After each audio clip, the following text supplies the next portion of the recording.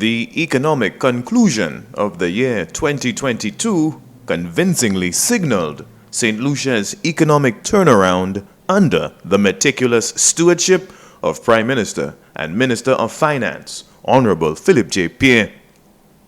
Growth at the close of 2022, projected by the Economic Commission for Latin America and the Caribbean and the Ministry of Finance, stands at 9.5%, the best performing economy compared to Barbados and member states of the Eastern Caribbean Currency Union.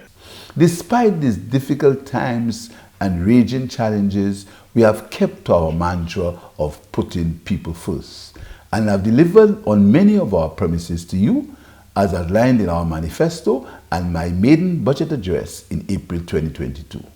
Most importantly, we have nurtured the economy back from an unsustainable and potentially destructive path and have laid the foundation for renewed growth.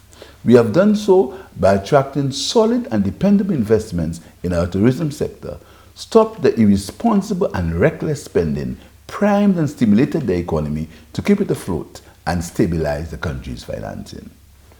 According to the economic projections of the Ministry of Finance and the Economic Commission for Latin America and the Caribbean, ECLAC, we are on course to record between 5 to 7% GDP growth in 2022. In spite of a multitude of economic headwinds, supply chain disruptions, the ongoing conflict in Ukraine, record high inflation, and instability on the global crude oil market, the Pierre administration successfully introduced fiscal policies to shield St. Lucian consumers and simultaneously create conducive economic conditions to encourage expansion and attract investment. The good news is we ended 2022 in a much better place than where we started. We have entered 2023 with a renewed optimism for the prospects of our economic growth. The performance of the local business sector, as reported by the St. Lucia Chamber of Commerce, indicated its membership benefited from increased profitability in 2022. And by the end of the third quarter of 2022, the national employment rate stood at 81.8%.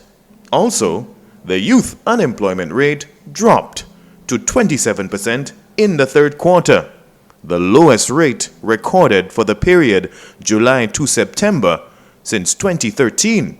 Investors are showing a high level of interest and confidence in St. Lucia's tourism industry and economy.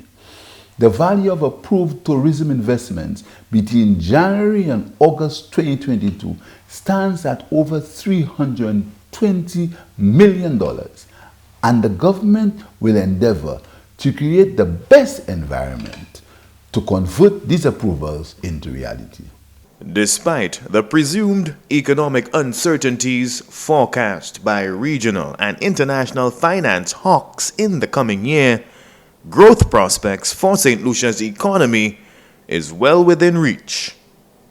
From the office of the Prime Minister, Rihani Isidore.